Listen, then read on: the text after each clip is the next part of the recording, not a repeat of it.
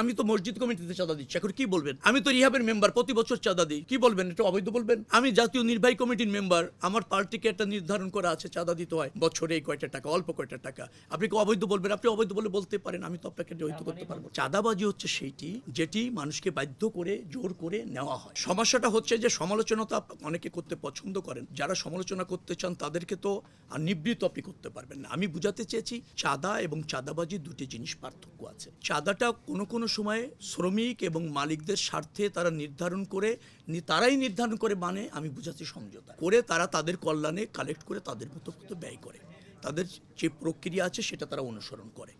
আর সেটা একটা কোনো কোনো জায়গায় এটাকে চাঁদাবাজি বলাটা কঠিন। চাঁদাবাজি আমি বলতেছি চাঁদাবাজি হচ্ছে সেইটি যেটি মানুষকে বাধ্য করে জোর করে নেওয়া হয়, তাদের নির্ধারিত প্রক্রিয়া না কোনো অবৈধ শক্তি সেটা করতে চায়, সেটা করার কোনো সুযোগ নেই, সেটার করার আমাদের এই মন্ত্রণালয়ে থাকবে না, যে কোনো মূল্যে আমরা সেটা আপনার হতে দিব না, সেটা আমাদের অঙ্গীকার। কিন্তু যে চাঁদাটাকে কোনো কোনো সময় চাঁদাবাজি বলা হয়, সেটা অনেক সময় সমঝোতা তারা করে নিয়েছেন পরিবহন মালিকরা, তাদের অর্থ তারা এই হারে কালেক্ট করে তাদের এই কল্যাণে ব্যয় করবে, সেটা আমার জায়গা থেকে রহিত করাটা কোনো সুযোগ থাকে না। আমি সেটা মিন করতে চেয়েছি। কতটা হচ্ছে আমি শ্রমিক কেন্দ্রীয় সংগঠন যারা আসছে তাদের নিয়ে বসেছি ওই ঘটনার পর, মালিকদের যে সমস্ত আছে সমিতি আছে তাদের নিয়েও বসেছি, তারা ব্যয় করেন।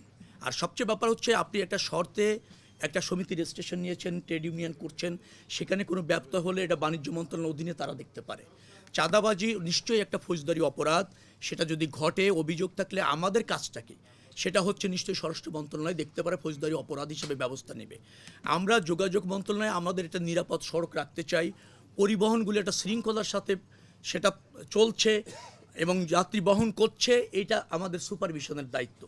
সে জায়গায় আমরা মনোযোগী আছি, যেখানে ব্যত্যয় হচ্ছে আমরা স্বরাষ্ট্র মন্ত্রণালয় বাণিজ্য মন্ত্রণালয়ের সহযোগিতা নিয়ে এখানে একটা জবাবদিহিতা আনার চেষ্টা আমাদের অঙ্গীকার, এবং সেটা করছে। এখন ধরেন আমি তো মসজিদ কমিটিতে চাঁদা দিচ্ছি, এখন কি বলবেন? আমি তো রিহাবের মেম্বার, প্রতি বছর চাঁদা দিই, কি বলবেন? এটা অবৈধ বলবেন?